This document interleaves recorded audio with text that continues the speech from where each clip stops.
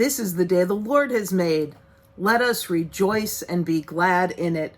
Friends, I am so glad you're here with me today. Welcome. So happy everybody's here. Okay, so I have a question for you. What is something that every person needs? It's not a riddle. It's not a joke. It's a real question. What is something that every person needs? And does every person have that thing? So let's brainstorm. Let's think of something that everybody needs. You're right. Food. Food. Everybody needs food. Water. Everybody needs water. Clothes. Very good. Some people need more clothes than others depending where they live. A Klondike bar? Father Josh, is that you? Everybody doesn't need a Klondike bar. Anyway, a home. Yeah, very good. Good answer. A warm bed. Yes. Oh, someone to love them. Of course. Yes. Oh, that's a good one. An education. Yeah. Oh, about the water. Clean water to drink. That's a good distinction since many people have water, but it's not safe for them to drink. What else? What else does every person need? Fair laws. Yes, that's right. I'm sure you can think of more, but now think about what you just noted. Does everyone have those things? No, you're right. Everybody doesn't have clean and safe water to drink, but everybody needs clean and safe water to drink. Everybody doesn't have a home and a warm, safe place to go to sleep at night, but everybody needs that, right? All right, friends. So hold on to those thoughts for a few minutes as we start our reflections on this week's Beatitude. All right, so to get ready for our time together, go find your orange backpacks and then find your orange envelope and take out the pages for week 6 and put that aside. It should say, blessed are those who hunger and thirst. The family pages, those, okay. I can wait while you get that. What do you think, Toph? I do like your shirt. I'll tell them about your shirt in a minute. I know you're very excited.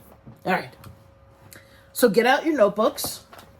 Remember, mine is yellow. And I told you I put stickers on it. And yeah, okay. And I have a sketchbook that I use with the older youth. All right. So last week, we talked about the meek inheriting the earth, which was a pretty big deal since to own land was so important. And we talked about how we're called to take care of the earth and how important that is.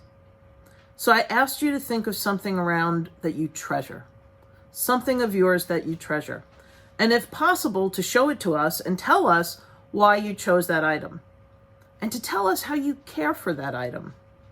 I invited you to send me a picture and a text or a video, and I'm thrilled to say that I got one from Ian last week. So I'd like to introduce a new segment in our chapel time. I call it the checking in from home, your home, part of our time together. This week we checked in with, you guessed it, Ian, who's going to tell us about his treasure. This is something that I treasure. It's a complete box with The Hobbit and The Lord of the Rings. I really like it because they both are all 4 are very, very good books. And a way that I would take care of them is I would keep them in the box, except when I'm reading them. Thank you so much, Ian. Oh, and here's a picture of Ian's tear jar from last week, remember? Sweet, thank you. If anyone else has pictures or videos of their tear jars or their treasures, please send it to me at chris@stjamesbirmingham.org. I'd love to share it here and have you as a part of the checking in from home, your home segment. I love seeing what you're working on. Wait. Oh, what is it you asked? What's my treasure? Oh, well, thank you for asking. Yeah, I almost forgot to show you. Let me get it. It's not Topher, but don't tell him. He is a treasure, but okay. So, yeah, you think that's a little scary, but it's not. It's this sculpture or bust. They call sculptures of people's heads busts. Anyway, it's this bronze bust of JFK, John Fitzgerald Kennedy. He was our 35th president of the United States. He served before I was born in the early 60s. He was the first Catholic president, which was a big deal back then, and he was Irish. So for my mom, who was an Irish Roman Catholic, he was everything. And we had a bust just like this in my living room in the home that I grew up in the entire time.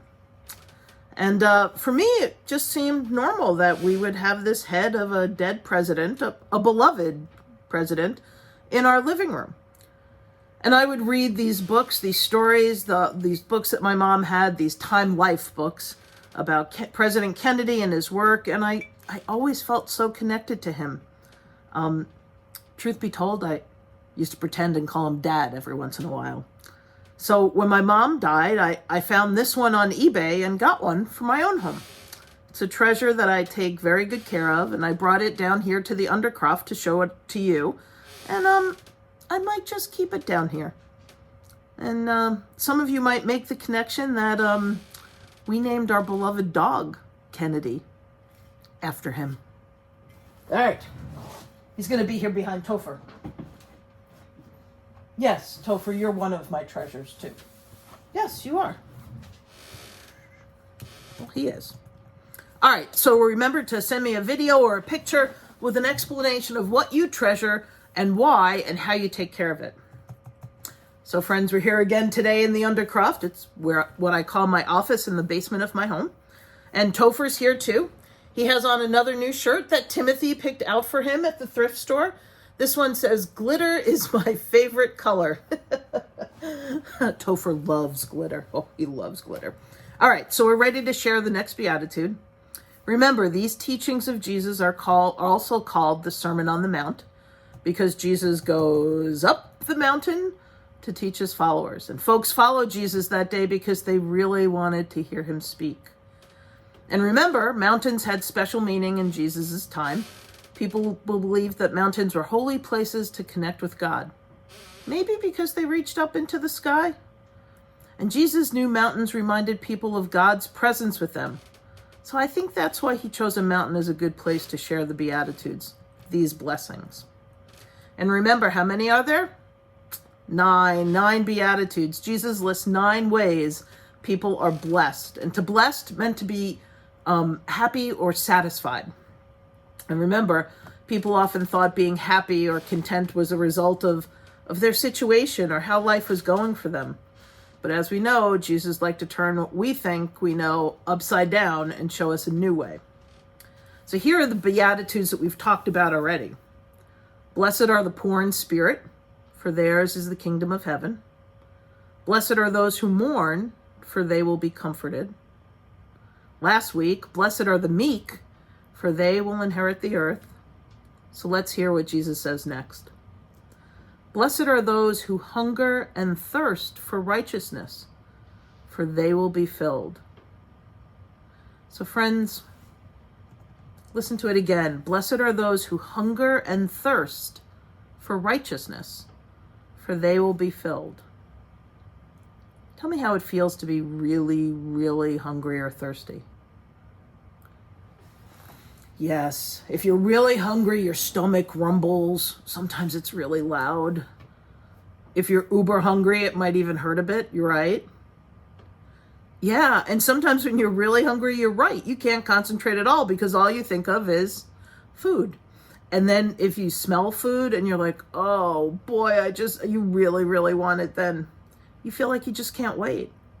And if you're really thirsty and your mouth gets dry and maybe it's hard to talk and again, you just can't wait to be able to drink something. These are great answers, my friends, great answers. Have you ever felt that way for something other than food? So I sometimes think of hunger as an ache. something that keeps getting stronger and stronger. And I can't ignore the fact that I'm hungry or thirsty. It becomes the only thing I can think about. Many of the people that Jesus spent time with were very hungry. They may not have had enough food or water, but their stomachs were not the only parts of their body that were hungry. Their hearts were hungry for righteousness. And that's a big word meaning justice. This was how Jesus wanted the world to be.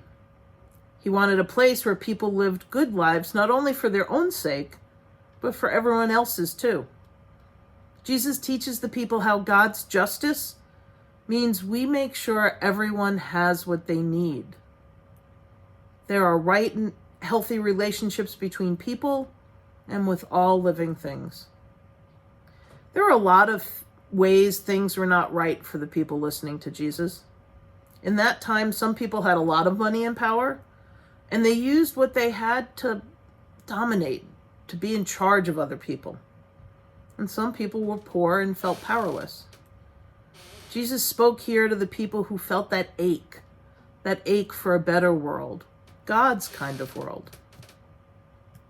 Jesus knew their hearts were hungering more and more for relationships and for systems to be fair, to be right. Just like we need food in order to live, we need love, we need hope, we need healthy connections with others. Jesus understands and cares about all these needs. And part of feeling hungry for something is working for it, doing what we can to make what we hunger for come true. Sometimes this takes a lot of patience, a lot of focus, and a lot of hard work. And it doesn't come easily, and it doesn't come fast. Are there some things you're hungry for, like the people in Jesus' time? Think about it. What are you hungry for? Yeah, good answer for everyone, especially the people in Flint, Michigan, to have clean and safe water. Yeah, that's a great answer. Oh, you're hungry for people to treat each other with respect and stop all the name calling? Absolutely, me too. Yes, for everyone to have equal rights. Awesome, that's a great answer. Oh, for people to be able to live and work and play in safe communities. Absolutely. Yes, and for all kids to be able to go to school. Wow, friends, these are really great answers. So one of the roles of the Church of St. James is to hunger for justice for everyone. So I want you to think about this. What does it look like when the church hungers for righteousness? And then I want you to think about, what does it look like when you hunger for righteousness? When children are hungry and thirsty or need protection, it's important for their grown-ups to meet their needs, like your families meet your needs. And children have unique needs, and everyone needs to talk about their needs. Every community must think about the children. So, in your notebooks, remember, mine is yellow, I want you to make a list of what children need. What are children hungry for? Books are some example. Children need books. They need to be able to play. They need to be able to learn. Yeah. So create this list, talk with your family and make this list, and then take pictures or draw pictures or cut pictures out of magazines or print pictures off the internet to represent these needs. You know what? You could get creative and you could make a video. You could pretend like you're a reporter reporting on what children need. It's a great idea. And then send me what you've come up with. Email me at chris@stjamesbirmingham.org. That would be very cool. And remember, you can also use your notebook to hold all of your coloring pages and all of those discussion questions. All right, friends. It's time for our closing blessing. Friends, may God bless you and keep you. May God's face shine upon you and give you peace. You are blessed and you are a blessing to others. We'll see you next week, my friends. Bye-bye.